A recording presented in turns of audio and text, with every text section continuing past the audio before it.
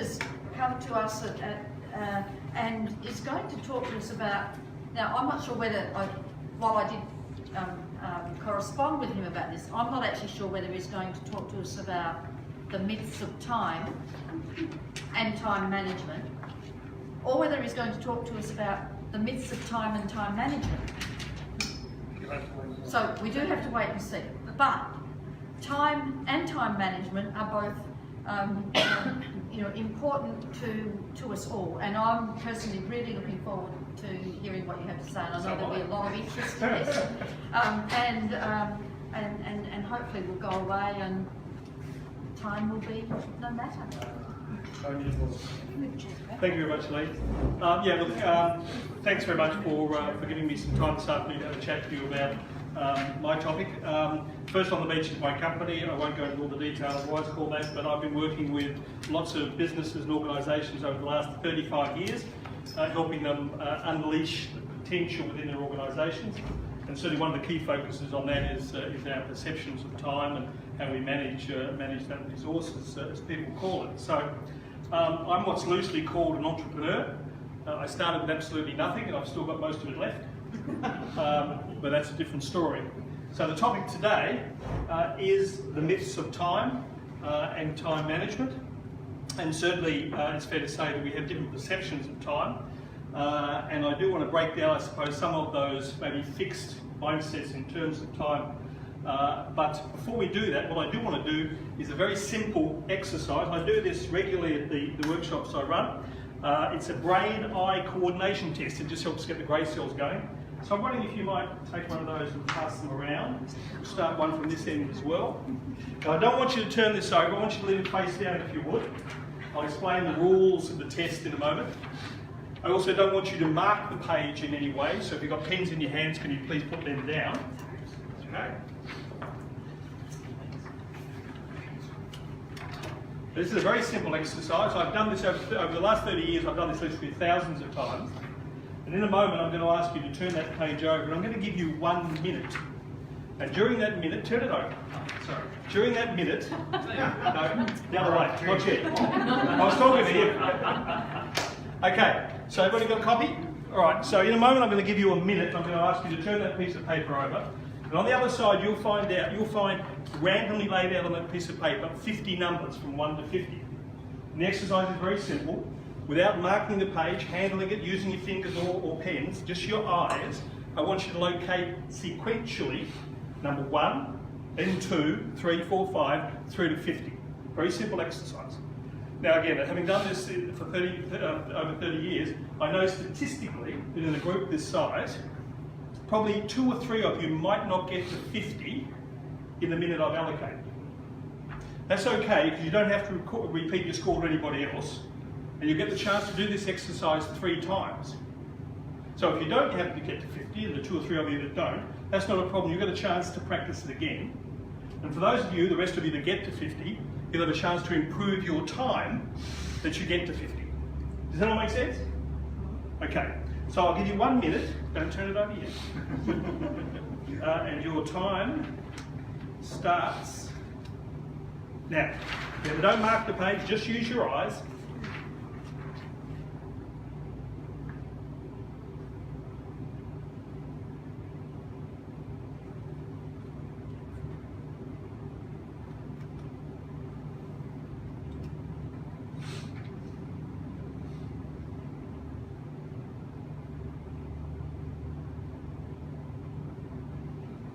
You have 30 seconds to go.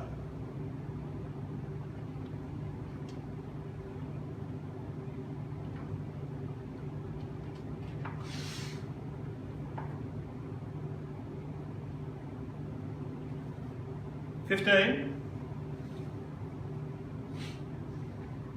10, 5, and stop. Turn it over. Right on the back, how far you got. Now, how many of you got to 50?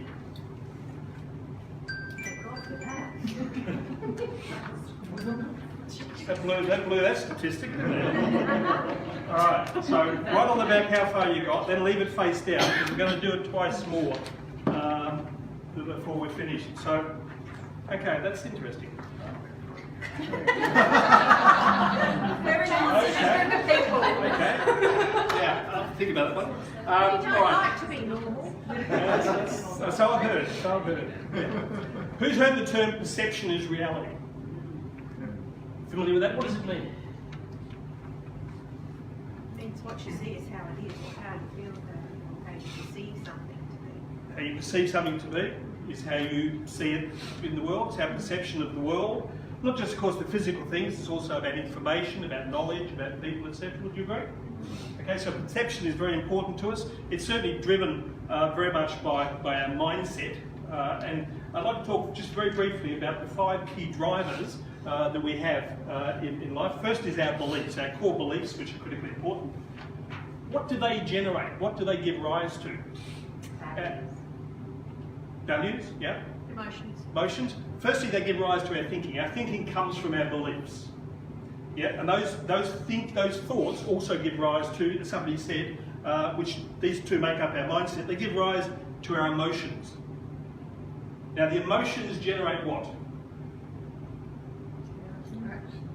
Actions. Okay, and then the actions, of course, generate what? Outcomes, results, and hopefully, in most cases, the results reinforce our beliefs. Right? But if you change your thoughts, you can change your beliefs. Very good. So, You're about 5 slides ahead. Excellent. oh, No, you're quite right. It is about how do we interrupt the cycle. And this is a cycle we have to accept we go through. The first two, the beliefs and the thinking, are our mindset, how we set our mind. The reality is that they represent 80% of the game of business, the game of life. Right? So how we set our mind, how we program this 1.4 kilo computer, this moist computer that sits between our ears, obviously is a very important element. So in terms of that, if we want to use the analogy of computers in terms of our mind and our brain, okay, our brain is the hardware, and our mind, for want of a better term, is the software. Now if that's the case, it's fair to say that our brain's gone through a number of upgrades over the last 40,000 years, and certainly our software's gone through a number of upgrades as well.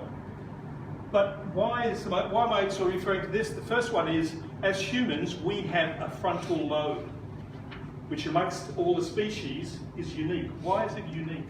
What does it give us the ability to do? think. Not so much to think, but to abstract thinking, perceive our own selves. It gives us the ability to imagine. It gives us the ability to see our future selves. It gives us the ability to see all of the opportunities laid out before us. And that's unique as far as the brain development is concerned. It's a recent addition in the last 40,000 years, but it's something that's critical to today. However, it's in competition. It's in competition with our rectile brain, the original part of the brain, called the amygdala. What's the focus of the rectile brain? Staying alive. Staying alive, keeping us safe, all right? Making sure that it's short-term rewards, all right? We're looking for comfort, we're looking for safety. And these two are regularly in competition. Because while we can see our future selves, we maybe see what we want to achieve, the amygdala says, no, don't worry about that, you've got to survive today. But even though we're not under the same physical pressures in terms of fight or flight as we used to be, it still has a huge impact on what we do. So there's the hardware. So how does the software get programmed? Somewhere between the ages of when you're a child, all the things that happen to you when you're a child Yeah, are part of the programming, and they stick for a long time. they do. And if anybody hasn't guessed, that's a picture of me. Okay, when I was that's over 50 years ago that picture was taken. My biggest concern then was working out how old to be in the year 2000. And I've got to tell you, 42 never seemed so long ago, but nonetheless, that's life. But yes, quite right. As children, we're open to everything. We're like sponges. Okay, we tend to absorb things. We tend to be open to all sorts of ideas. But as we grow, we create filters. We have to, because we can't literally take it all in. All right, and those filters are created on what we see, what we hear, the experiences we have. But those filters also lead to creating limiting beliefs. Now in that sense, we might grow up in a household where money is tight and opportunities are fairly rare. And we can spend the rest of our life going through with that sort of belief. And no matter what evidence we get that suggests that's not the case, we'll find things to support that thinking. Do you agree? So, simple exercise. Here is a tiger coming out of the forest. Have a very close look and find for me the hidden tiger.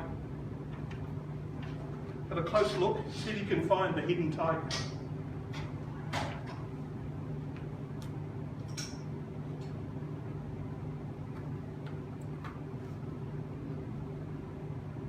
Anybody found it yet? No, stop it.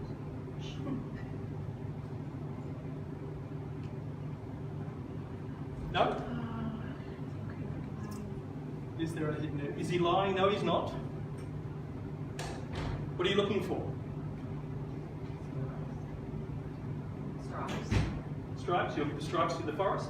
Yeah, I think it's in the dark. I think there's a whisker on the right, but yeah, there's an eye there on the right. Yeah. Can I put you out of your misery? Yeah. The hidden tiger. What were you looking for? A real one. Did I say that? No, I said looking for the hidden tiger. It's quite there in plain sight. Now you know that. Can you see that any differently? No. Because we were looking for something that our mind said, this is what it is. The reality is it could be something totally different. The reality here, of course, is if you change the way you look at things, then the things that you look at change. So this is where the perception that I want to talk about today in terms of time and in terms of how we perceive the world within that. Who's seen this film? Yep. Okay. What's the definition of insanity? Doing things the same. Doing the same thing day in, day out and expecting to get a different result. Okay? So of course this film was great because he did the same thing day in and day until he started to change. The reality is we're told, research tells us, that we have between 12 and 60,000 thoughts per day. 80% of those are generally negative. 95% of them are a simple repeat of what we thought yesterday and the day before. We continue to play loops around and around and around in our head. So, the key thing, of course, is how do we interrupt that? And you were spot on when you said, if you want to change the cycle, then maybe let's change our thinking. Because with different thinking, you can influence the beliefs. And you do that because with different thinking, okay, it'll generate a different set of emotions. It'll give you the opportunity to try different actions, which if they invariably give you different results, reinforce the fact that your original beliefs were maybe not as strong as you thought they were. There are different things that you can be doing. The reality is, thinking that got you to where you are today will not get you to where you want to go tomorrow. That's not to say it was wrong, it was useful to get you here. But to move on, you're going to have to change how you perceive the world, how you think about things. Whether it be yourself, the group, the environment, whatever it might be. So, sounds simple. Introduce new thinking, change your beliefs, and everything will be rosy. Well, of course, it's not easy. Now, can I put it to you, it's not the fact that it's not easy, because I believe it is. The process is easy. I believe we complicate it. And that's one of the frustrations that I'd like to sort of look at today. What are some of the reasons why we don't achieve what we want to do? Because we get in our own way. So, the first thing I want to talk about is the perception of time. What is time? Now, I'm not talking about Doctor Who time, I'm not talking about Einstein time, I'm talking about the time that we react to every day. The common organ. I'm a simple guy originally from Tasmania, so things have to be reasonably simple. Right? So what is the time that we experience? Give me some thoughts on what is time. 24 hours in a day. It's 24 hours in a day. What else? It's the duration. Most valuable asset and greatest resource. How many have heard yourselves saying things like, I've run out of time? Okay, so let's put some of these down. Okay, I ran out of time. What else do you hear yourself saying? There's never enough time to do that. Never. enough time. What else? Come on, you've all heard yourself say, you've heard other people in the organisation say. What is it? I've got no time for that. No time for that.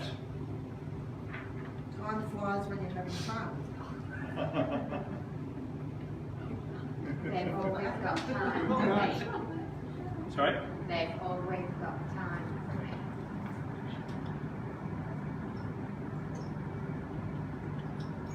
What about I'm wasting time, or maybe you know someone else who's wasting time?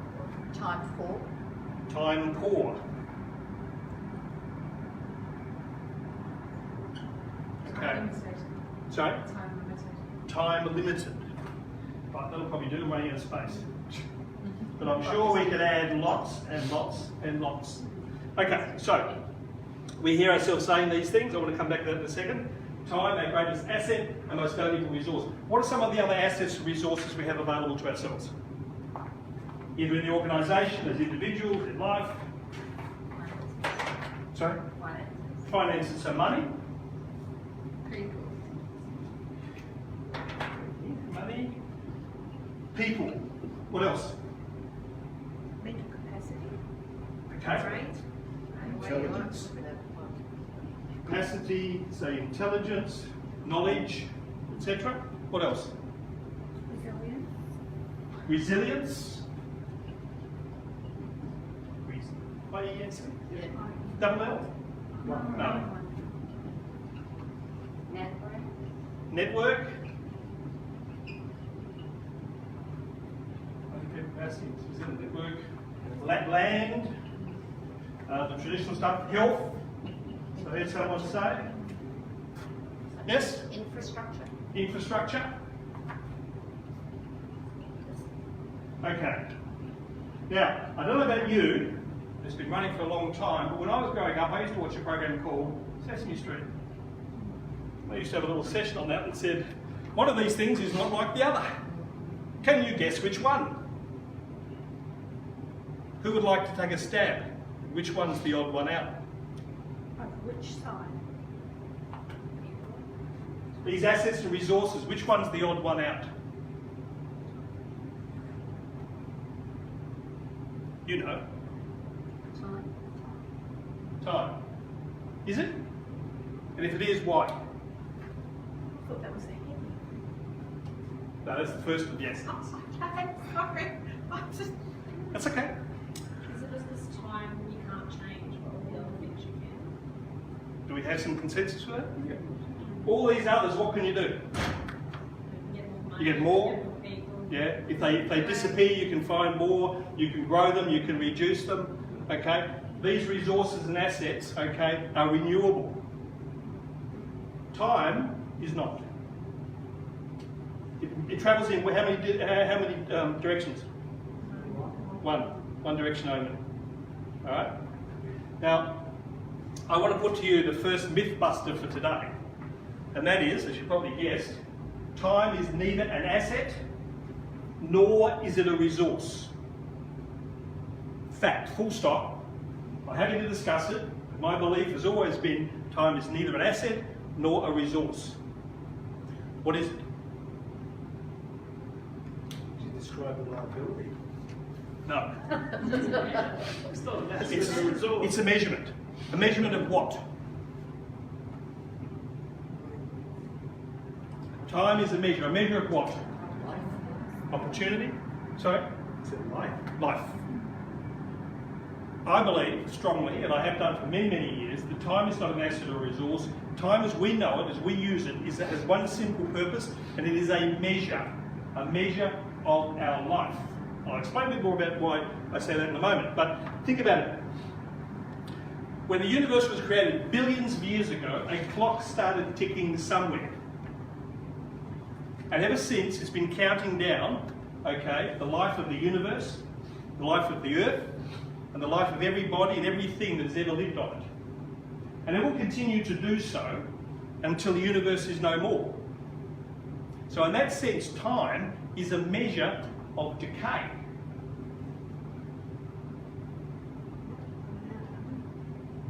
Now, let's open up the question. Why is it important, and why do I believe it's important, and hopefully I can convince you that it's important, that we see time in this sense and not as an objective asset or resource? Sorry? Because it's valuable. Because it's valuable? That time is valuable? Okay. We'll make most of it, I should say. Okay. Anybody else? Yeah. You can't get it back. But remember, I'm not talking about time. Why is time important as to understand as a measure? Is because when we see time as an objective resource, okay, we think that here's us, okay, and we've got all these assets and resources around us, and here's time. When we see time as an objective asset or resource, what do we tend to do with it? It becomes an impetus for optimising your resources. It does, or more focusing on this, we tend to think of it as a third party, as something that I can manipulate, as something that I can mould to my own needs. Okay, it's very flexible. Okay, which suggests that I'm in some sort of competition with time, and hopefully one day time will lose and I'll win. Got to tell you that it's never going to happen. But when we start to see time as a subjective measure of our lives, when we start to understand that time is not out here, that time is measuring us. That's what time does. It's not a physical thing. I know we talk about 2 o'clock and we talk about how many hours and things like that, but I'm talking about how we refer to time when we talk about, oh, I haven't got enough time, etc. When we start to realise it's a subjective measure, then all of a sudden some of these change their focus. Because what do we say? I ran out of time. No, you didn't run out of time. What are you running out of? Life. Oh, that's going to be good at work.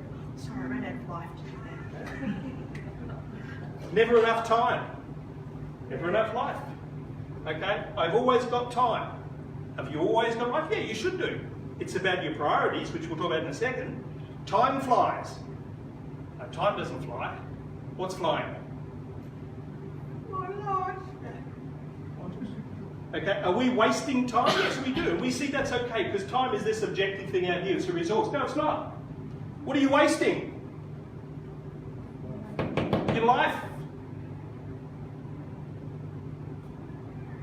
Well, I'm time poor. Are you? Or you're not making as good use of life as you could?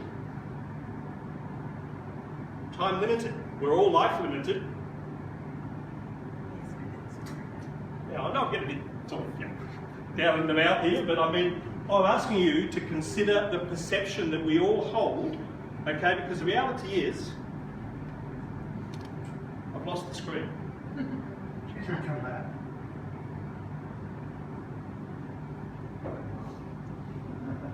All in good time. It's had its life. It's had its life, yes, it's reached the end. It's lifed out instead of timed out.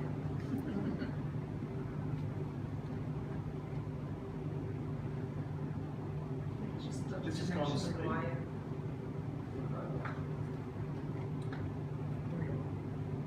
Oh, there we go. Time through. Thank you. It's so the days of our life. No? No, computer's wide awake.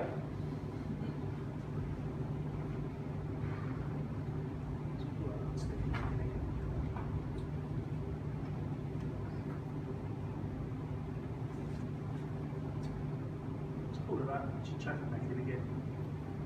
And also the in your computer, the HDMI cord. Yep, board's in.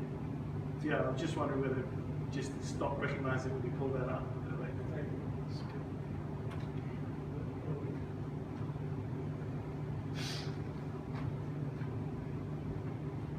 Aha. Now that's my screensaver, but it's not. Just the HDMI cord went to sleep. There we go. Alright, let's put this back on the slide. Technology is a great time waster. See, it had enough life on that side. Right. Okay. So where were we? We were talking about life as a subjective measure. Time as a subjective measure of life. I put it to you that time has no value. As we talk about it in terms of our daily lives, when we talk about time, It's what it measures that has value.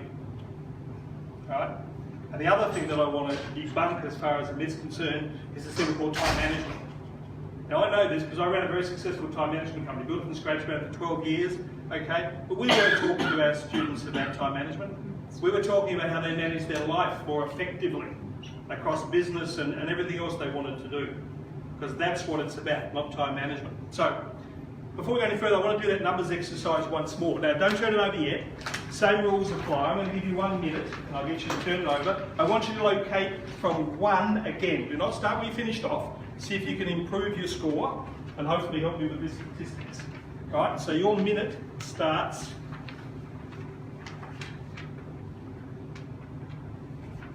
now.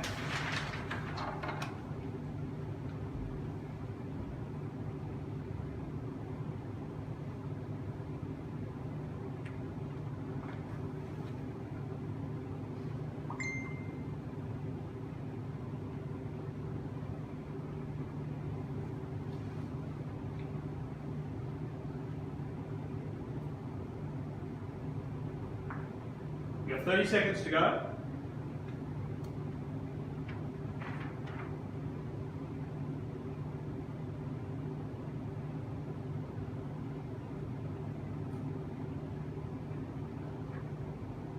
$15,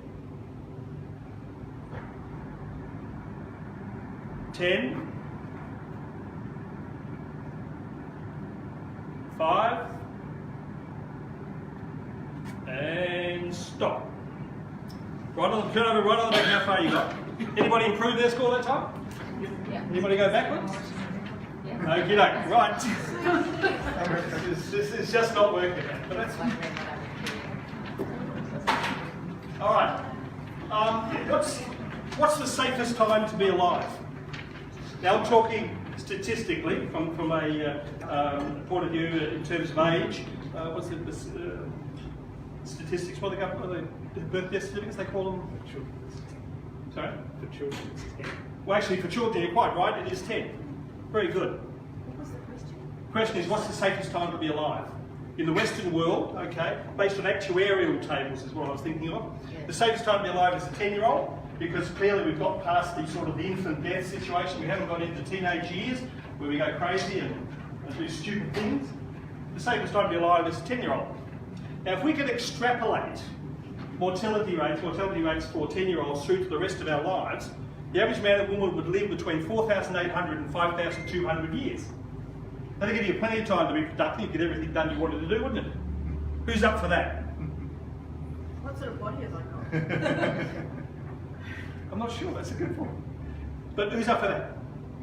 Most people say no when I ask them that because they don't like the prospect of living for 5,000 years. And the reality is, most achievers amongst us will get things done no matter what the length of time they've got. And for the rest of us, okay, 5,000 years will be more of the same, over and over and over again. Right? So it's not the fact that we live longer or we have more time in that sense that we're looking forward to. So okay, next question I've got is who believes one day they're going to die? Define death.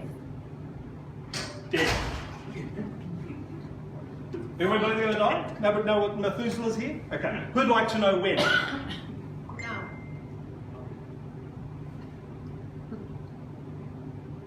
I'd like to know when and where. I wouldn't be there on the day. But most of us say no, I don't want to know. Okay, so simple exercise. Use the back of that piece of paper or another piece of paper you've got. I want you to draw a straight line across the middle of the page. Right? And I want you to put a V on the left and a D on the right. Anybody want to take a stab at what they represent? Earth. Okay, great, because somebody said breakfast and dinner last time I did this. Always the sign of a short-term thinker when people do that. Okay, yeah, birth and death. Right, I want you to put a line, okay, where you think you are on your birth-death line. So, okay, I'm 60, but I live to be, say, 90, so I'm there. Put a line, be positive, put a line where you think you are on your birth-death line. Everybody got that? Okay, now you can't cry over spilled milk because that's all gone. Fact. How many of you here are in total control of your day? and life. Be a brave person who said that, I'd suggest. Research suggests it's slightly higher than this, but I work on 20% of our time is spent in daily, routine activities over which we have very little, if any, control. Another 8% of our time is spent in the bathroom and the toilet on average. And 5% of our time, okay, is spent waiting for people often to get out of the bathroom and the toilet. But nonetheless, 1/3 of the future of your future life will be spent in doing those activities. So rule that off, spoken for. How many of you here like to sleep 6 to 8 hours a day if you get the chance? Okay, rule off another 1/3 of your life. You've just slept that away. Fact. This is getting depressing, isn't it? Yeah. So, it's this final 1/3, okay, which we have to, it's our discretionary time, which we have to squeeze all of the things we want to do, okay, we want to achieve, all of the personal things, the business things, etc., before we eventually fall off our twig. Actually, this reminds me of a story. A friend of mine, he had to go to Europe for a conference. His name was John. We'll call him John for the exercise. I won't tell you where he went to, but you can probably guess. He ended up in Rome.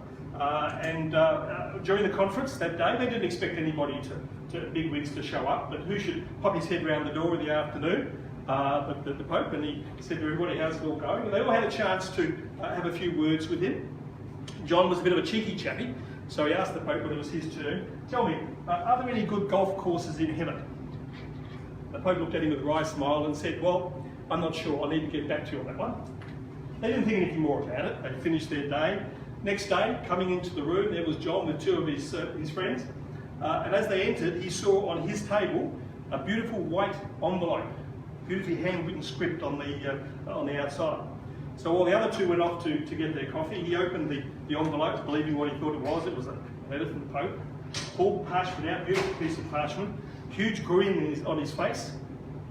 And as he started reading, okay, that not only did the smile disappear, but also the blood started to drain from his face.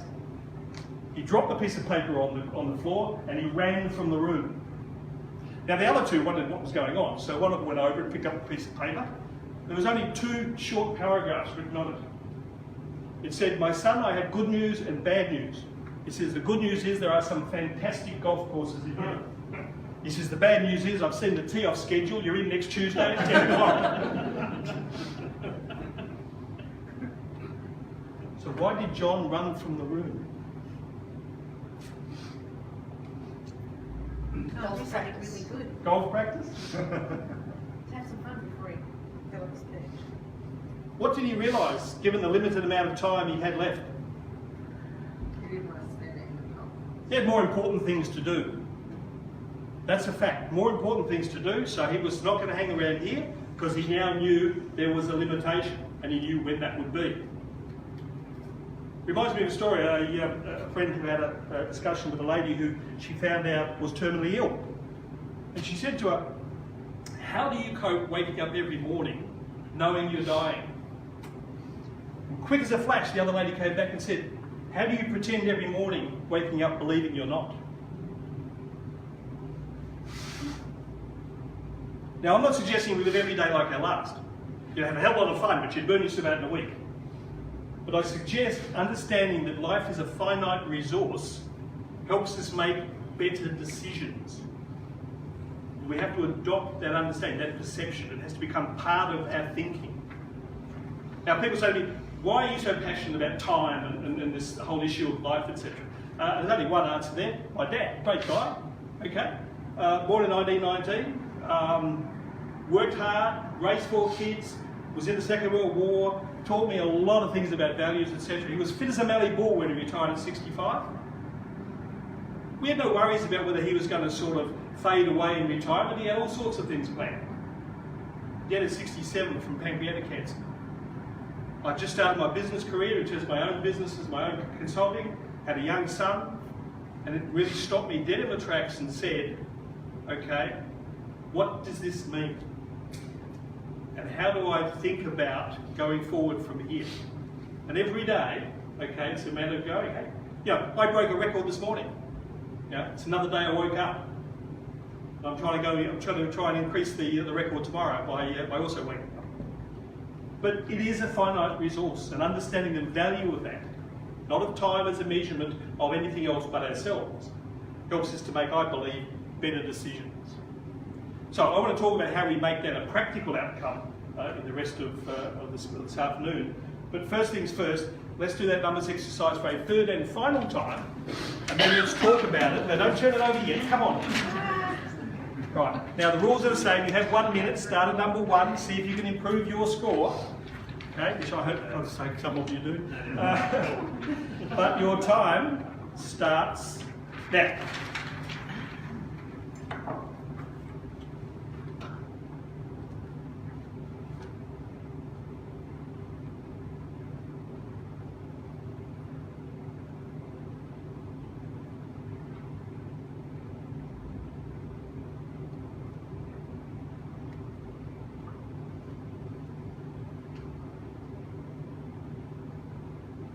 You have 30 seconds to go.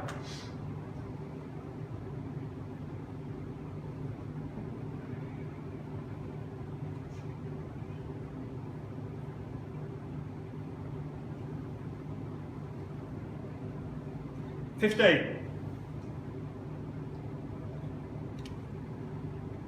10.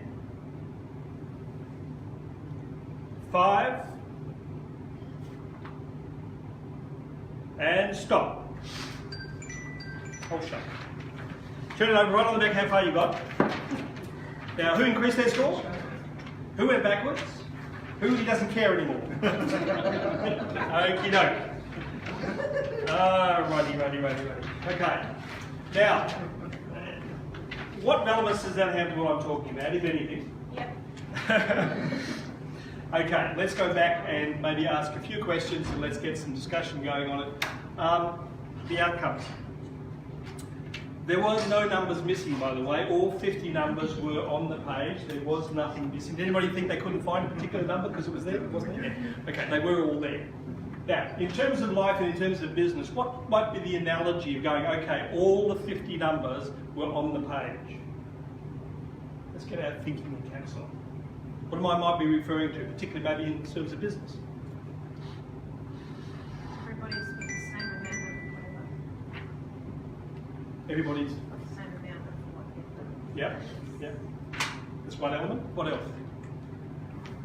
In terms of business, In terms of business, that everything is above board. everything's above board. Everything, I think, is the key thing. Everything you need to be able to progress is there. There are no silver bullets.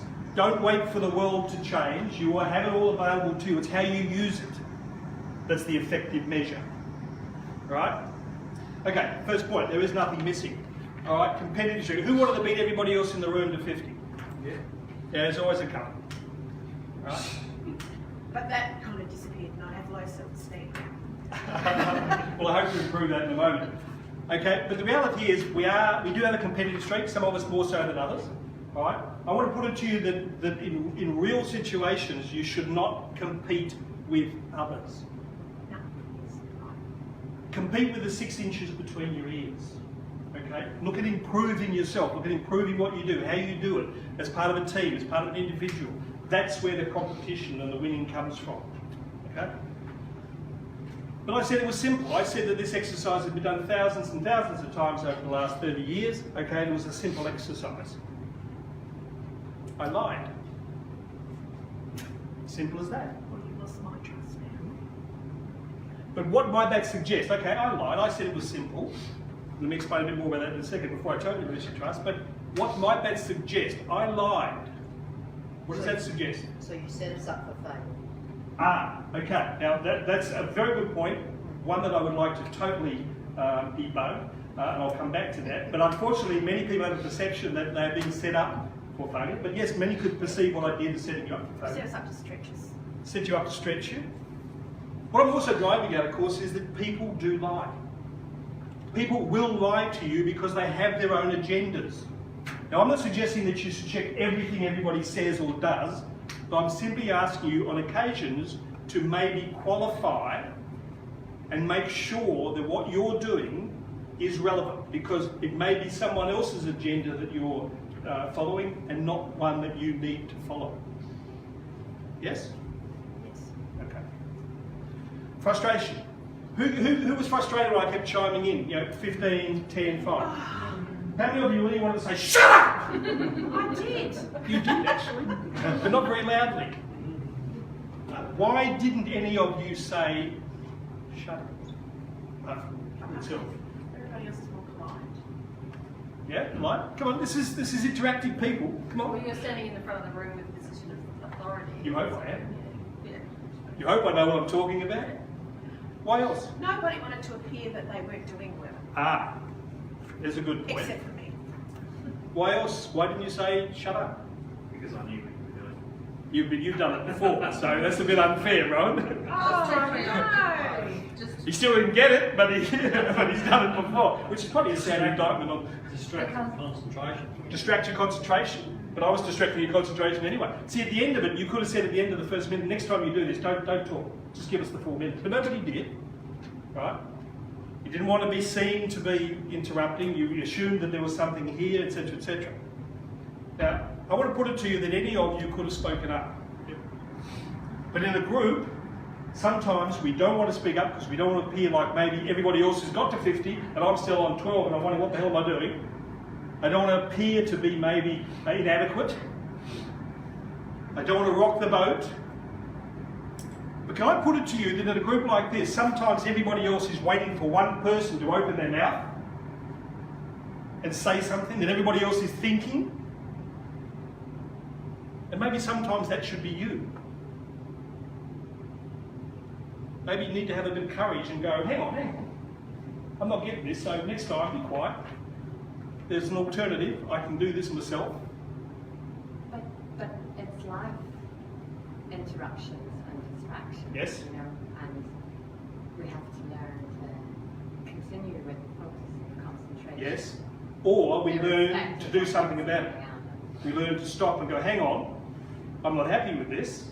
Yes, interruptions are part of life. But then you get distracted and you end up trying to control perhaps a situation that you can't control. And it's Yep. better to That's a fair point, and I'll come back to control in a second because you touched on a very, very key point there.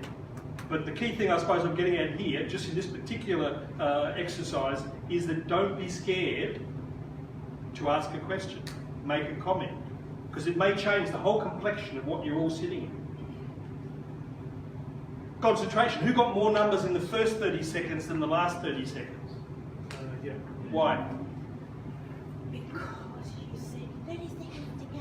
Yeah, because you were able to focus more in the first 30 seconds. Exactly what you said, interruptions happening, etc., etc. Okay? So how do you set yourself up so that you minimise the distractions and are able to focus more on what you're doing? Okay, speed. Who got a little bit faster with practice? Couple You were the first one. On the second time, I went backwards on the third. Yeah, but I'd suggest that unless you've got a photographic memory, okay, next week if you came back and I did the exercise, you'd start where you started off because you wouldn't remember where everything was.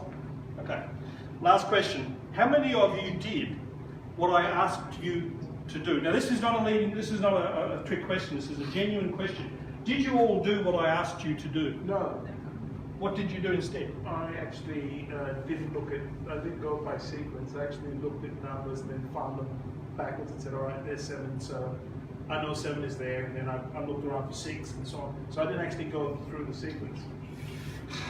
Rule breaker. I am. I tell you. Who else? Did all of you do what I asked you to do? Now the second time I counted how many numbers there. So to make sure they were 50. You got 50? Okay. The second, no, actually I got 49.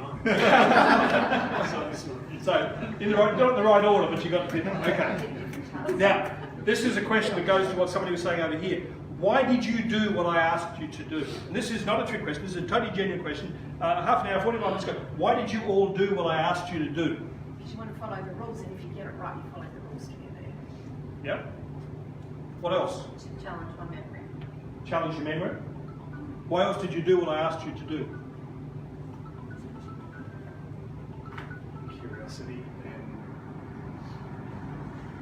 Curiosity and also a sense that there's something I knew doing it last time. You were getting a big preamble. You certainly hope so. Why else did you do what I did? Come on, I think you all had reasons why. Why did you do what I asked you to do?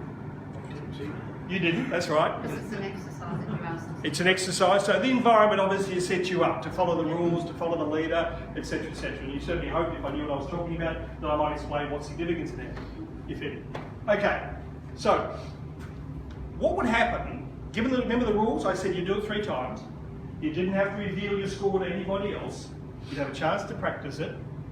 What happens in the first minute if you hadn't done what I asked you to do? Would I have known? No, I wouldn't have known, would I? Would I have cared? No, I wouldn't.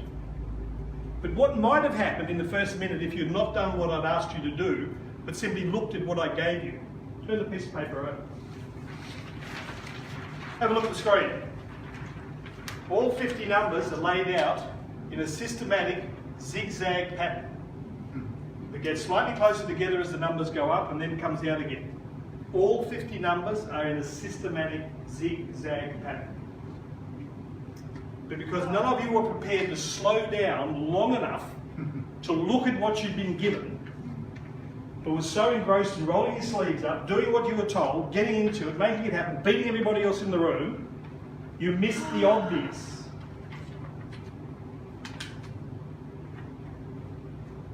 Yeah, but you don't want to put 0 on the back in the first try.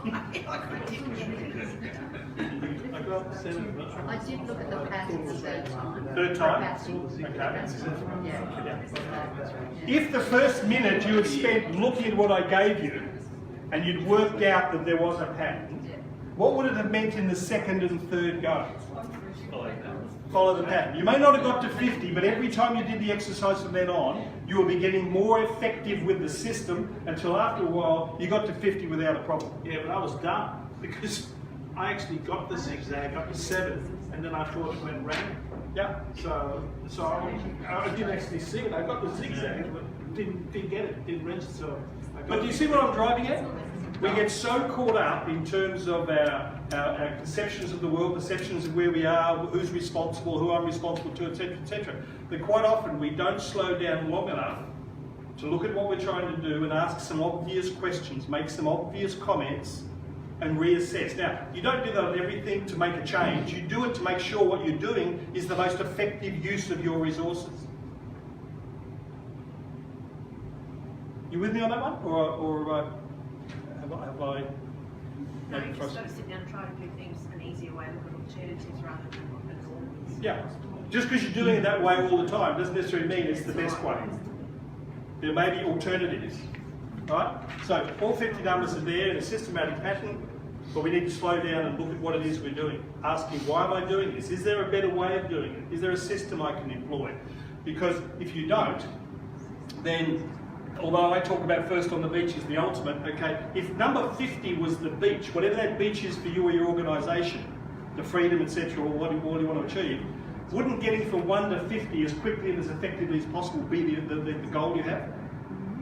Yes. But unfortunately, when all we see is chaos, and we don't have a system to work through it quickly, we get sucked into all the things happening around, the interruptions, the time wastes, all the other stuff. Yet when we have a system, we can ignore that because we know which direction we're going in. But your instructions took the systems away. Like you said, don't use your finger, Yeah. don't mark. I set you up. Yeah. I lied. Because if you were doing that in a logical way, If you'd done it with a pen, cross them out as you went. I'd have no hope you'd all get to 50 in the first 30 seconds. Okay? So I set it up. But then I'm not the only one who does that.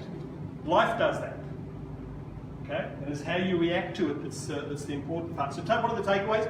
Use the resources and opportunities you already have. There's no silver bullet. It's all there. Be prepared to take risks without fear of failure or not being as good as everybody else, because it's probably not true.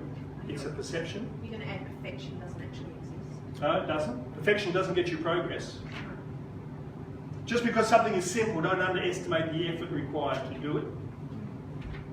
Set up your environment to minimise distractions and to keep your focus on goals. Systemise and automate your processes to avoid constantly starting from scratch. You've got a system, you don't have to go back to one every time, you just keep improving the system. To change and get comfortable being uncomfortable, okay, requires some commitment. So, if everybody's happy with where I've gone so far in terms of maybe a bit of background to time and our perceptions of time, and what I see time as being, and hopefully maybe you start to reflect on time as being a measure of life, I want to look at a bit more on the actual practical productivity issues. What's that time? We've got 3:06, we'll do that maybe half an hour? Okay, half an hour. So let's start looking maybe some of the practical side. What is productivity? This term is bandied about with sort of regularity. What does productivity mean? Getting to your outcomes, having product in hand. Getting to your outcomes? Yes, getting to the end. What else? What does productivity mean? What you can achieve in a certain amount of Efficiency. time. What you can achieve in a certain amount of time? Efficiency? Okay. Both of those have some degrees of relevance and some truth, and I like to qualify. It's not how much you can achieve, it's what value of the things that you do that you can achieve at the highest value. In other words, what are the important, because there's usually only a few important things you should do to move you towards your goal. But most of us get involved in all of the minutiae and all the other stuff around, like the 50 numbers, etc., that we miss the opportunity to complete the key stuff. And while efficiency is important, okay, that's a byproduct of being what? Effective. Productivity is about being as effective as you can with your resources, achieving those few critically important things that move you ever closer to where you want to be. Because we don't have enough life to do everything. So we've got to start making some choices. Now, true productivity happens in your mind, not in the outside world. It starts with how we consider and work out what we're going to do and how we're going to do it. Okay, today's workforce spends 60% of their time managing work rather than doing it. That's a sad statistic. We've got apps and all sorts of stuff that helps us do all of this, okay?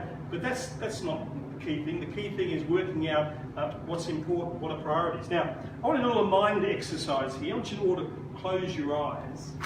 And I want you to do the following. Now, some of you hopefully will be able to remember a day recently when everything went exactly as you planned. When all the meetings that you had went well, all your activities got done, your to-do list it didn't exist at the end of the day, you resolved everything. Now, some of you, that hopefully was a recent experience. For some of you, okay, it may have been an experience many, many, many years ago. For others of you, it may be a dream. But nonetheless, keeping your eyes closed, I want you to either remember a great day or imagine what would a perfect day look like. In terms of, sorry? Every day is perfect. Every day is a perfect day, but in terms of, say, productivity, what would a perfect day for you look like? Start to get some thoughts, you know, how are the meetings going? Are people on time? Are you getting all the information you asked for? Are people doing all the things you asked them to do? What does a perfect day look like? Okay. Who would like to give you some thoughts on what their perfect day looks like? Open your eyes now if you like, unless you're still getting really excited by what you're dreaming and realising it's never going to happen. Who would like to give me some thoughts on what their perfect day looks like and why is it a perfect day? Mine was last weekend where I crossed everything off my jobs list. Okay, so your to-do list Yes. completed. Yeah. What else? I can't do a perfect day because then I've got nothing to look forward to. So you look forward to the chaos? No, I'm having a perfect day. I mean, if you have, What's wrong with having a perfect day? Or as near to perfect, given you can't have perfection, we talked about this, given that you have a good day versus the everyday chaos that most of us end up in? because then it's going to be forever before you actually have another one of those. It's like, No, no. Get the systems right, and the idea is to duplicate them more often than the bad days. But that's the problem we have. We have this great day every now and then. I mean, that's perfect. And then we go back to the shit next day and we go, well, there you are, back to normal. As opposed to the other way around, which is every now and then you have a bad day, and that's the one that's out of the norm because you're focusing on the other days as good days. Okay, so to-do list completed. What else would make it a good day? Isn't just about your mindset, though? Yes. Talking about mindset, at least. Yes. Okay, every day. It is. There are challenges and difficulties Yes. in every day. Yes. Some days have fewer, but there are good parts of life too. There are. Challenges There are. to think about. Yeah. And what we need to do is learn how to make every day a good day by eliminating By changing our mindset. changing our mindset. The mindset in terms of either how we look at what we do, or how we set ourselves up to do those things. And if 95% of our thoughts on a daily basis are based on what we're thinking about the day before, Yep. we've already built up that negative mindset. Yep. To shift from that positive day to keep believing that each day is going to be, Yeah. it's going to, it's like it's going to be. It's, it'll take some life. Yeah, it takes some life. Take some life energy. Yeah. Mine was is spending time with people, it's building relationships. Okay, building relationships. I'm free after this, and I'm not. What else would make your day a good day that maybe isn't happening at the moment? Not having something going wrong, that's a good day. Nothing goes wrong. What else? Spending time with family, I think. It's difficult. I think you don't feel rushed.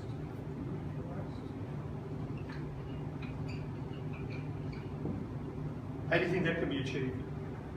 Systems. But just by slowing down, I suppose, and not thinking everything's going down, which is, Yep. and your time to think about it, rather than just get on into it. Yep. What else? Couple more. Come on. Learning something new. Learning something new. Do you have enough time to learn every day? You make time Make to. time, Great, fantastic. I think seeing progress in problems or challenges that you might be Making progress. Making progress. You've actually kind of taken a step that's made a difference. Yep. You know, I think that's a good day. And again, sometimes we need to understand that that's an important part of every day. Looking not so much forward as to what's still outstanding, but where we've come from and what we've achieved, and using that as the positive impetus to moving us forward. These are fantastic. I want to look at some of the more practical elements in terms of how we make that happen every day, make it a good day, a better day. In that sense, one of the things that I suggest invariably makes this difficult to achieve is what's known as the Eisenhower matrix. Now, we all know who President Eisenhower was, leader of the Allied force in the Second World War, but he had a very simple way of looking at what he needed to do and what he needed his teams to do. And it's called the Eisenhower matrix. Have you seen this before? No. The important versus the urgent. Okay, so here we have the urgent. So these are things that are urgent and not urgent. These are things that are important. Yes, they're important. No, they're not important. Now, given all the things that we have to do every day, all of the things that are thrown at us, all the things we want to achieve, where should most of your focus go? Yes, yes. Yes, yes? Okay? That's not hard. Number one should go in the yes, yes. It's urgent and it's important. Where should the least of your energy go? In the no-no. Yay, fantastic. Number four. Where's door number two?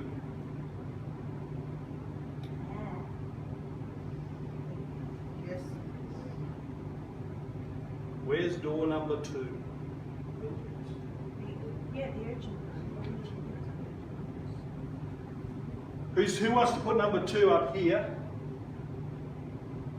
It's urgent. Okay. Or down here, it's important but not urgent.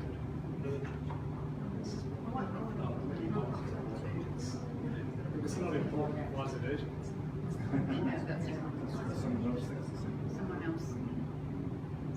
But it's values based. Like ours, do you classify that? Depends what the Because ramifications of the It urgency. depends on absolutely nothing. Okay. It is a simple selection based on one thing and one thing only. It's important. Would you, if you were doing something like this,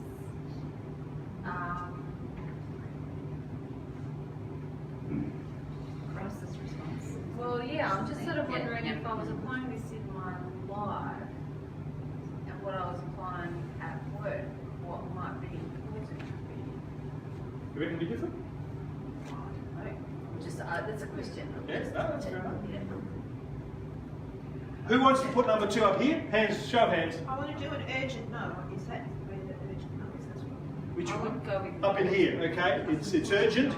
Okay, it's not important, but it is urgent. It's got to be done. Who wants to put number 2 up there? Who wants to put number 2 down here? See, we have a quandary now because we have half and half. But it's a matter of your perception of social duty. Yeah, that's right. It matters about perception, but it's a perception about a number of different things. But argue amongst yourselves because we can't go on until we get the consensus of where number 2 goes. So who is saying it's urgent?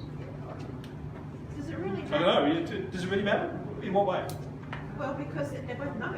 It's an urgent no and an important no, so it's a, you know,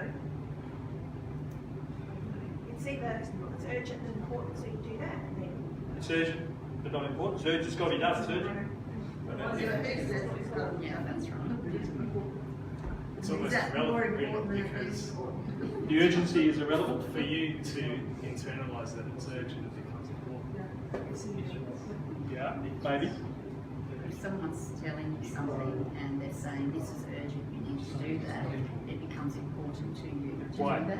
Why? Because Because they're telling you've me been asked to. so. No, hang on. Just because they tell me it's urgent, No, but why that's does that right. become important? Some of it depends on whether it's externalised by others or whether it is completely your own assessment of the situation, and that will change the data.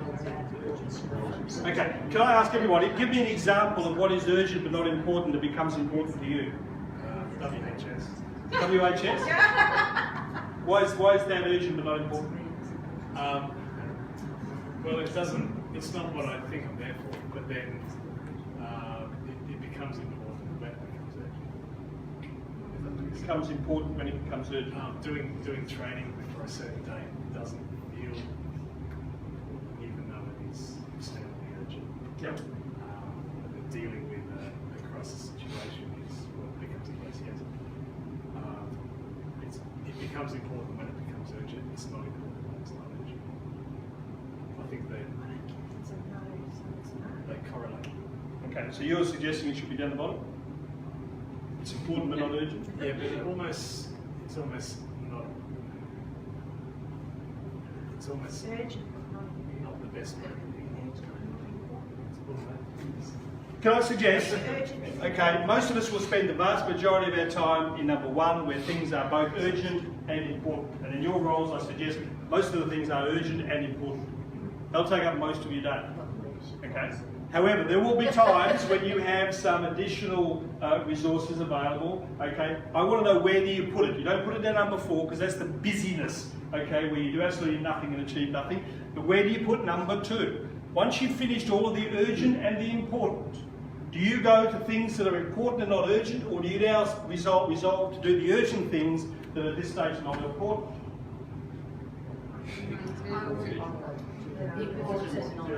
Important, non-urgent. And your comment was? Without thinking, I would immediately think of the urgent as the Okay. without not I think taking that- into account whether they're really important or Right. not. Then the urgent straight goes from there.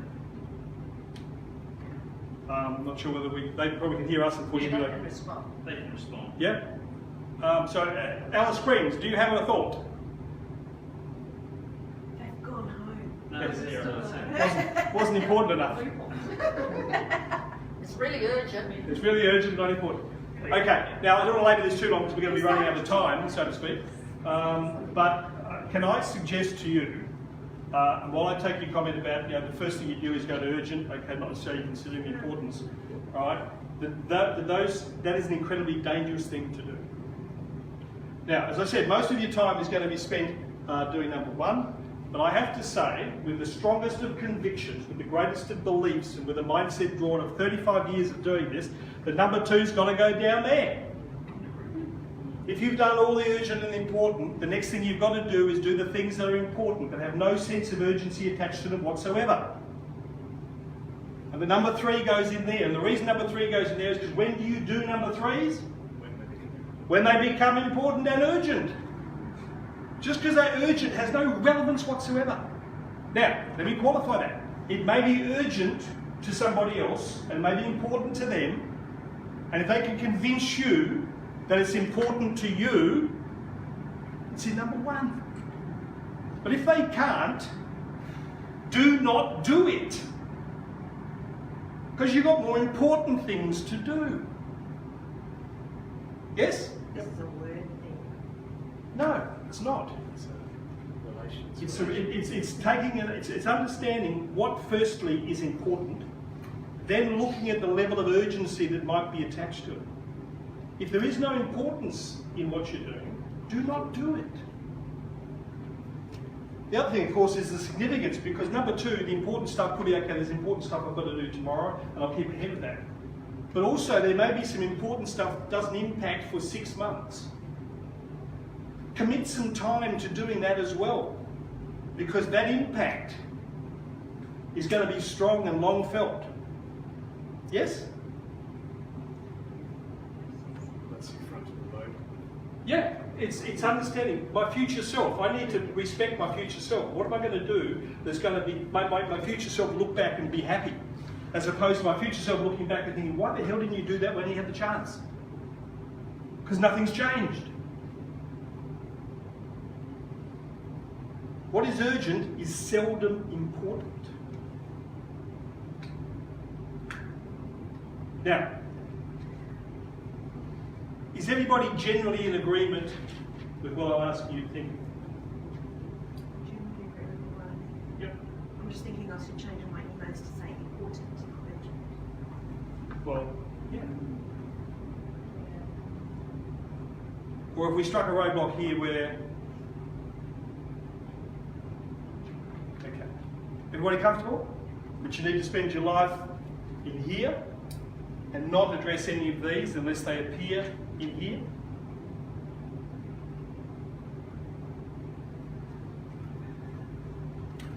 I want to get everybody to take a pledge. Raise your right hand and repeat after me. Yes, that's Raise your right hand and repeat after me. This is not a trick, this is totally.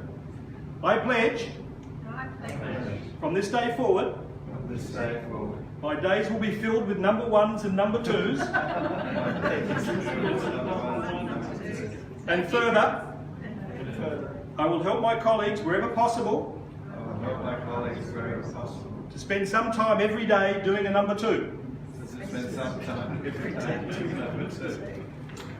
If all that does is bring a wry smile to your face and fixes everybody's internal workings, okay, there'll be some bonus. But the reality is, I emphasise this strongly, do not get caught over here. Okay? 1s and 2s. You'll spend most of your time doing number 1, but if you do have the luxury of having some additional resources, go to what is important. It may not be immediately urgent, it may not have an impact for a little while, but start working on it. Because what goes into here are things like, okay, learning something new, family time, okay, building relationships, would you agree? Yep. These aren't urgent things, but they are incredibly important. Okay. One of the other issues, of course, is stress and overwhelm, and in your roles I suggest that is can sometimes be an issue that impacts. Just out of interest, does anybody want to guess how heavy this glass is, what weight it is? With the water in it? Anybody want to guess? Sorry? 500 grams, anybody else? Why does it matter? The weight actually doesn't matter. What matters? How long How long I hold it for. If I hold this for a minute, not a problem. If I hold it for an hour, might be a bit of a strain. If I hold it all day, what's going to happen? You're going to get an arm ache. Okay, my arm's going to be paralysed. Okay. The same thing also applies quite often with our stress and our overwhelm. Okay. Okay. When we have some thoughts and things start to get on top of us. Okay. If we hold on to them for a little while, that's okay. But when we start thinking about them for longer and longer, we do nothing about it, we start to get a bit upset, disturbed. And when we don't let go of those, we hold on to them forever, okay, we literally become paralysed. Okay, we're not able to think properly, we're not able to do all the things we need to do. So it's about how do we put those troubles down, how do we put those thoughts down, how do we make ourselves more effective. And in that sense, I suggest that most of us need to look at two things. One is what I'm currently thinking or worrying about real or imagined? And you'll be amazed how many people spend an inordinate amount of time worrying about things that have never happened and will never happen. But that's what they focus their life on. Now, should something be real that I'm concerned about, the other measure, of course, is it controllable or uncontrollable? If it's uncontrollable, there are some things in which we have no control whatsoever, live with it. Okay? Don't become a victim, don't see yourself as a victim. If it's not controllable, live with it. Maybe look at the consequences of that and what can you do about that. But let's suggest that what you're concerned about is real and it is controllable, then invariably productivity will suffer if you don't do something about it. And I'd suggest the story of the cow and the buffalo. Now, cows are very good at anticipating storms. Do you know that? Very good at anticipating storms. And what do? They move away from them. What happens? They hit a fence, they stop. What happens? Does the storm catch them? Yeah, of course it does. They spend longer in the storm because they moved away when the storm's caught them, they keep moving in the same direction. The alternative is the buffalo. What's the buffalo very good at? When it identifies a storm coming over the horizon, what does it do? It does. It runs straight towards it. And it effectively runs through the storm and spends the minimum amount of time possible in that storm. Okay? So invariably the problems you keep putting off will find you. They're nearly extinct. We're coming back at a rate of knots. We're coming back at a rate of knots. Thanks for the positive thought there. It's positive, yeah. So the issue is, of course, okay, putting things off, invariably they're going to catch up with you. So maybe it's about addressing them as quickly as you can in terms of the important things particularly, and how you do that. So let's touch just very briefly on practicalities. Now, most people sort of see a friend here as an entrepreneur guru, and that's great. And they associate things like the top 7 things that this person does, or Bill Gates, whoever it might be. I see them as being a load of rubbish. Because in most cases, where they say, to be an entrepreneur, to be famous, to be very rich and powerful, you get up at 4:30 every morning, you have a cold shower, and you do all this. That's a load of rubbish. Because I know a lot of people who get up at 4:30 in the morning and have cold showers, and they're nowhere near successful. So that's not what changes. And what makes these people successful in our eyes is not because they do certain things, they certainly do, but they also stop doing what unsuccessful people keep doing. They've learned some of the habits that they need to discard, but they've learned new habits that they need to create. So in that sense, let's ask the question, in terms of some of the issues that we address here with regard to productivity, okay? Have a look through the list and let's maybe pick out a couple that might be useful to talk about in terms of how you deal with your day and the issues that arise during the day. Planning, to-do lists, imagination time, procrastination, saying no.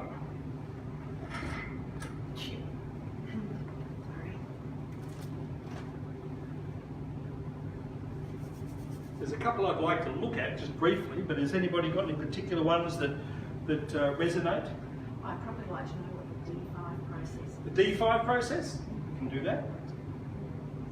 So, Pomodoro technique. The Pomodoro technique, I'll do that one quickly. That's it's what it's called, but there are other ways of doing it. And that is a simple system of maybe having a 30-minute focus on what you do with a 10-minute break. So the Pomodoro is a timer. You set it for 30 minutes, you focus for 30 minutes, no interruptions, you limit those, you focus on what you're doing. At the end of 30 minutes, you take a 10-minute break. And then you come back, you maybe do another 30 minutes with a 10 break. Some people do 40 and 10, some people do 50 and 10, some people do 25 and 15. The idea being, of course, is to have this consistency of action, focus, without distractions, and then having a break, so you clear the mind and you come back. Works very well. The D5 process. Now, I won't get into daily planning, because we'll come back to that maybe in another session, but The D5 process. Now, of all the things that come across your desk in terms of either maybe phone calls, emails, projects to do, actions, etc., I use what I call the D5 process. It's a way of filtering out those things that you need to do. And more importantly, putting them in terms of priority. So the D5 process goes like this. If something arrives on my desk, okay, I might have a quick look at it. And by the way, I don't let interruptions happen. I might group my activities so that once or twice a day, I'll go through my emails or I'll go through my messages, etc. And I will go through this process. So the first thing is, can I do it?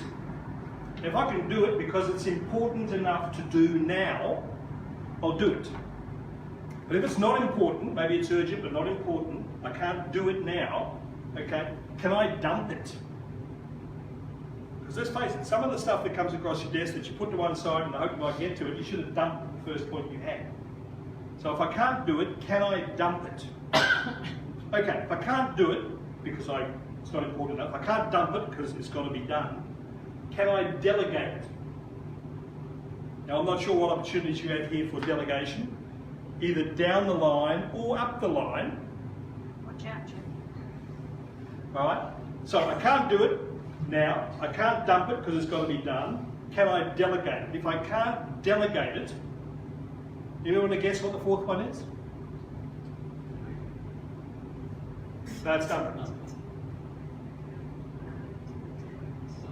Do it, dump it, delegate it. What was that? Delay. Delay it. Decide when. Delay it. Yeah, you're not going to do it now because it's not important enough. You can't dump it, it's got to be done.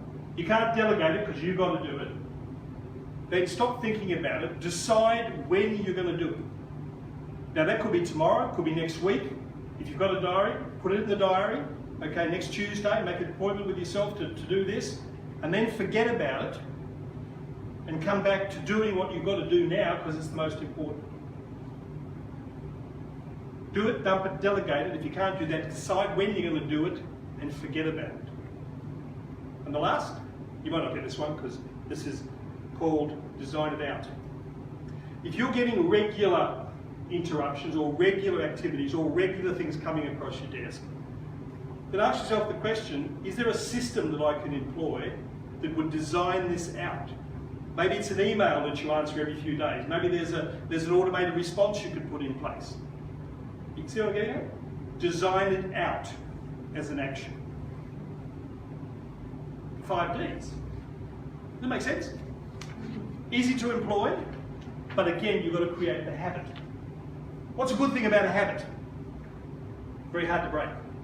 What's a bad thing about a habit? Very hard to break.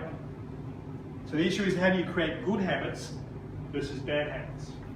I'm not sure we've got enough time to talk about that today, but what I want to look at is multitasking.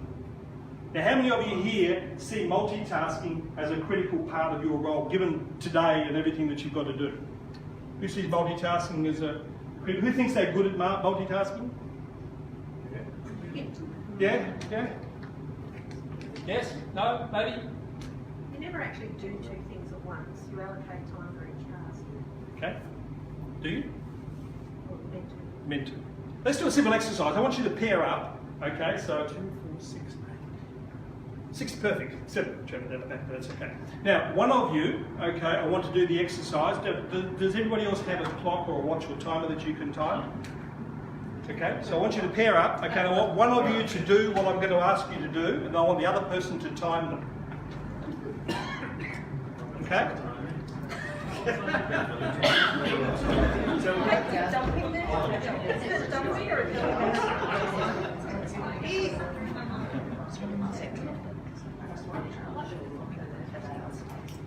Okay, so somebody's got to watch. Okay, now get a piece of paper. Okay, and on a blank piece of paper, I want you to do the following. Okay? Now, there are going to be 3 things I'm going to get you to write down. Before you write anything yet, okay? The first one will be the numbers from 1 to 10. The second item you put across the column, okay, will be the letters from A to J. This is individually, so this will be 1A. And then the third one will be the Roman numerals 1 to 10, 1 to X. So 1AI, 2B, etc. Follow? Yes? Okay, so one person is going to do that exercise when I say go, the other person is going to time how long it takes. Your time starts now.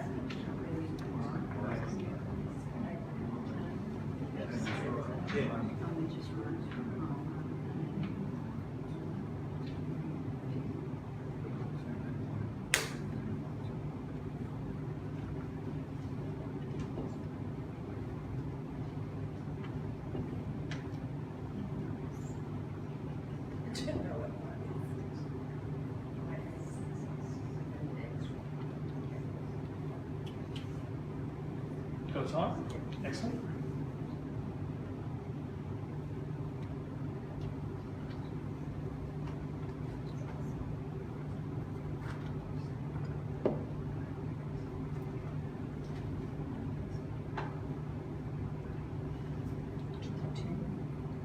Everybody got to the 10th line? Yes?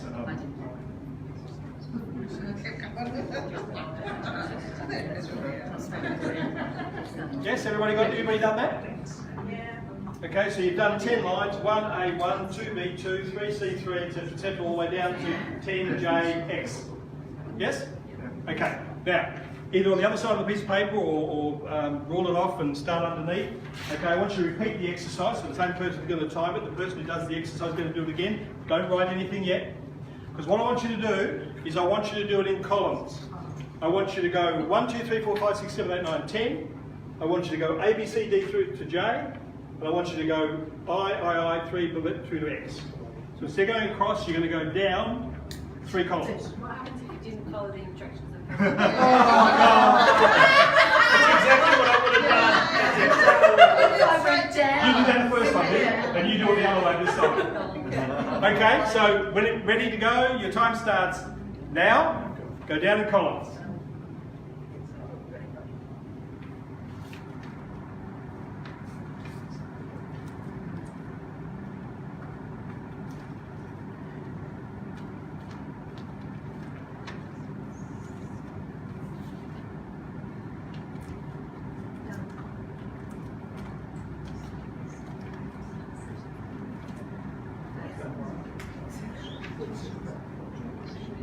Everybody done?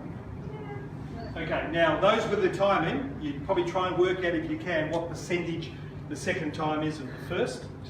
Okay? So in other words, if it took a minute the first time, the second one was 30 seconds, roughly 50%, whatever you want to do. So everybody got that? Okay, so let's talk about multitasking, which is something that we feel impelled to do these days because we've got so much pressure, we've got so many tasks to do that are all urgent, we haven't thought about important yet. Okay, so we multitask. Reality is, and this comes from some research that was done, if we've got one task to focus on, okay, we give it 100% of our focus, we have no interruptions, we have no loss. If we have 2 tasks, we focus 40% on each task on average, with 20% loss.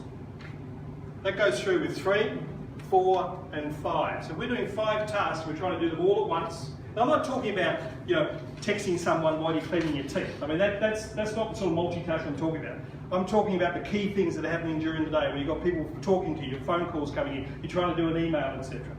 All right, 5. We only put 5% of our time into each task. That's all we can focus on, because the rest of the time is spent trying to balance between the rest. 75% wasted. Just out of interest, what did most of you have as a percentage loss at first against the second? About 40%. 40%? 50%? 33. 33? What? 40, 50%? Oh, come on, boys, come on. 40, 50%? Yeah. Guess what? You were doing 3 separate tasks, and when you did each one as a focused exercise, or you tried to multitask, your loss was between 40 and 50%.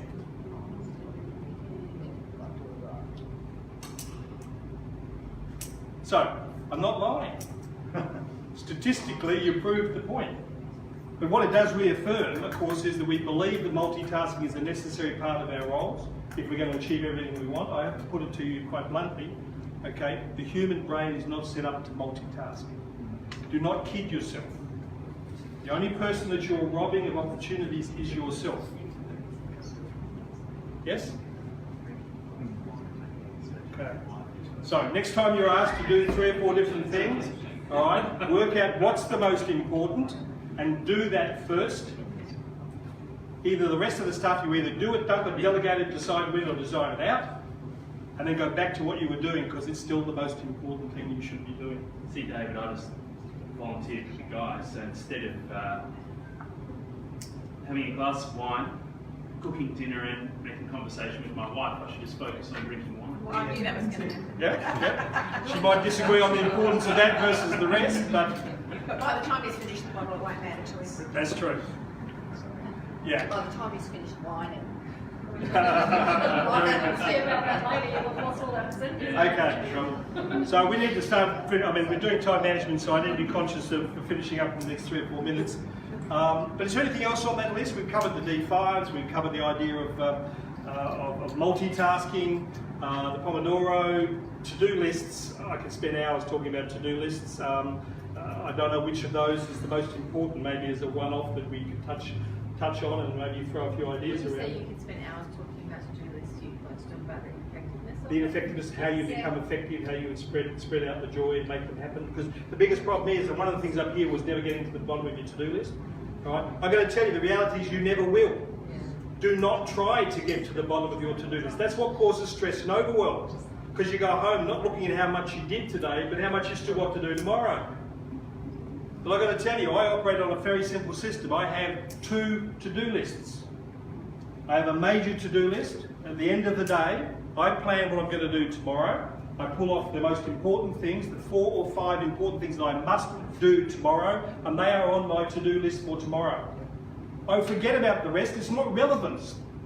And then I do those 5 things, not in any order, I do them in the order of the most important. And I don't stop number 1 until I either can go no further or I've finished it. And I do number 2, 3, 4, 5. Now that allows for interruptions during the day, it allows for changes as long as the things I'm doing are now more important than what I had on my list.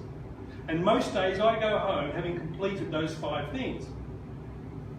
Sometimes I'm finished them by 1 o'clock. How do you think that makes me feel? Very good. And what are my choices at 1 o'clock? I can either go home early or I can start on tomorrow's list. How am I going to feel at 5 o'clock when I've not only done what I set out to do today, I've done half a dozen items for tomorrow? Am I going to feel pretty good? Yeah. But I've got to tell you, absolutely nothing has changed but the perception that I've created by focusing on what is achievable, because it's important and it moves me closer to my goal. And I've forgot the rest of the chaos and the rubbish, because that'll still be there tomorrow. Then I'll apply the D5s and I'll start to look at what's important. Yes? Okay, I want to finish up, but does anybody else have any other thoughts or comments, or do you have any questions that we can maybe touch on in terms of what we've talked about? Does it all resonate? Yes. Real growth requires transformational learning. It'd be nice to think, okay, what we've learned today, and maybe it's changed our perception, that's great, we start here, and we'll just go straight off. The reality is that doesn't happen. Anything that we've learned today, anything we learn every day, requires us to continually practice and develop. That will include a pit of doom, because things won't always go well. They won't always work out as we plan. We have to work through, we have to celebrate that pit, because that's the pit of experience and failure, of learning from it, so that we can then go past that and achieve what we want to achieve. So that's life. There's no shortcut. It's an important part of the learning process. And of course, one of the biggest things we have is our conditioned responses. I read a book once called Teaching the Elephant to Dance. And it was all based on baby elephants when they used to be captured and put into circus tents. Okay? And when they were captured as babies, they were actually had a huge stake in the ground with a big heavy chain. Okay, what did the baby elephants try to do? They tried to pull away, okay, but they couldn't because it was too strong. And over a period of years, they kept trying, but it didn't work. So after a period of years, they stopped doing it. And if you went to the circus and there was this huge bull elephant outside the front of the tent, have a look at them. They weren't actually tied to anything. Why not? Because they tried, it didn't work, so they stopped doing it. Yet ironically, if you took the elephant inside the circus tent, put a match to the circus tent, what the elephant's going to go? Stuff this conditioning, I'm out of here. But the reality is, unfortunately, most of us are waiting for our circus tent to catch fire before we check the chains that bind us to where we are today. Sometimes we have to take a leap of faith and let go of where we are and try new things. That's not going to be one. Oh, you have a lot of fun. There's a net underneath. I just like watching other people. All right, and the last point I want to make is getting off comfort zone island, which is where most of us find ourselves on a regular basis from the conditioning, from all the other things we've talked about today. One of the reasons we don't like to get off comfort zone island and go across this bridge into the discomfort zone is because we fear a number of things. One of them is what? Failure, I suggest. We fear failure. That's not a bad thing in the sense that it makes us wary, but we've got to be open to the opportunities that we could try something and it's not going to work. And be prepared to fail, but learn. Because I'm sure all of you as kids learned how to ride a bike, and what was the first thing you did when you got on? You fell off. And what did your parents say? Try again, not a problem. And you kept doing that. You kept getting on, falling off, until eventually you worked out how to do it. But you didn't know what failure was. It wasn't a term. And of course some of us never grew up because Edison tried 1,000 filaments in his light bulb before he found the one that would actually work. He didn't see himself as a failure, but he failed 1,000 times. No, he found 1,000 things that Didn't work, that's right. So failure is one thing. Success, sometimes we fear success. What does that mean? Because why do we fear success? Because people might not like if you're more successful than them. It's a whole new environment for you to be in where suddenly things are going right and they're working for you when you're not used to that. It's uncomfortable. And sometimes if you're successful, you're concerned because you have to keep doing it. And you may not want to. Or you may not feel compelled to.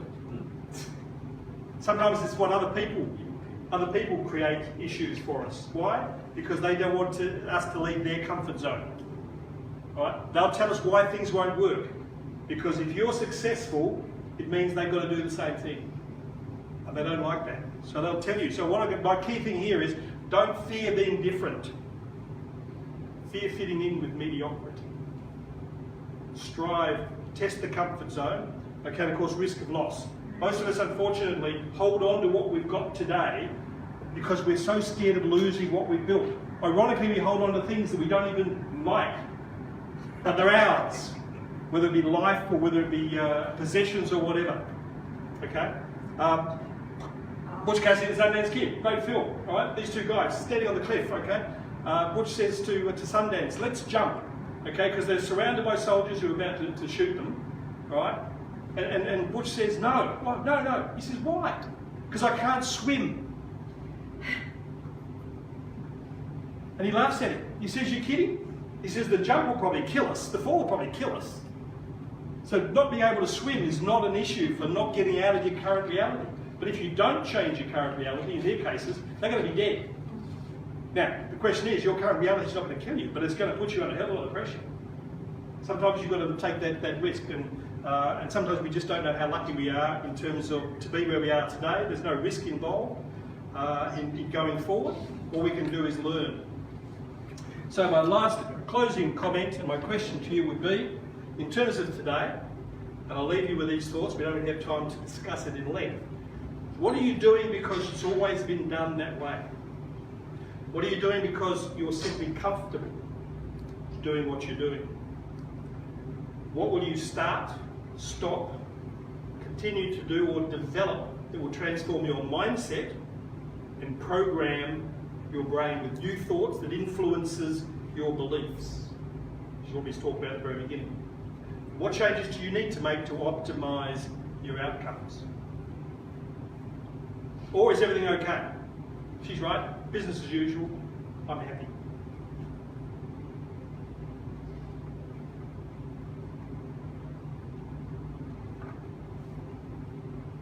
Was there anything today that struck a nerve with any of you?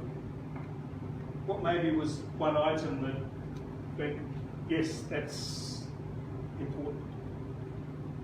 I liked when towards the end when we talked about that, that hit, that sort of growth hit. Yep. Yeah, and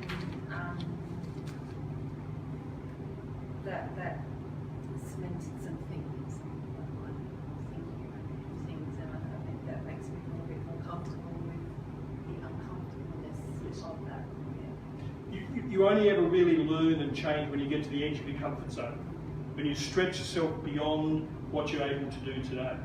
And there's a fear of failure, there's a risk involved. And as long as you're prepared to accept that and learn from whatever happens, then you will continually improve. It's the story of the Olympic athletes. Yes, they all go, particularly say runners for instance, they all go to win the gold medal. But only one person wins the gold medal. So yeah, have the others failed? No. Let's face it, if they stayed home and ran with slower runners, they'd always be the fastest. But when they run with the best runners in the world, they may not win, but they get a hell of a lot faster than they were before. So their personal best is what's being increased. So that risk comes with it, benefits. Anything else? Anything else strike a nerve? I think probably I got really confused with the importance and the urgency, so I still probably am a little confused, but Remember, number ones, number twos. I have to remember the box though. I might be doing my two in the wrong box. Okay. I think the multitasking, I think, was useful to think about that. Yeah, it's again, that's conditioning. We believe we have to, and I'm saying no. It's your time that's being used, it's your life. Take control and be prepared to slow down, look at what you're doing and work out the element of importance. Okay, so it's not easy. It's all about continuing to learn and to practice.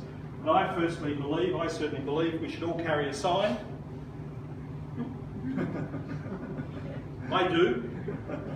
And I certainly hope that what we've learned today or been exposed to today will add to your knowledge bank.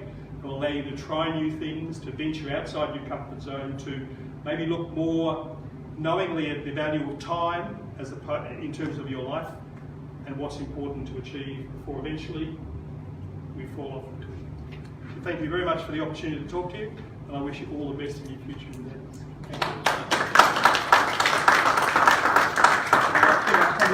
A few minutes over, so apologies for that, but have fun. Thank you.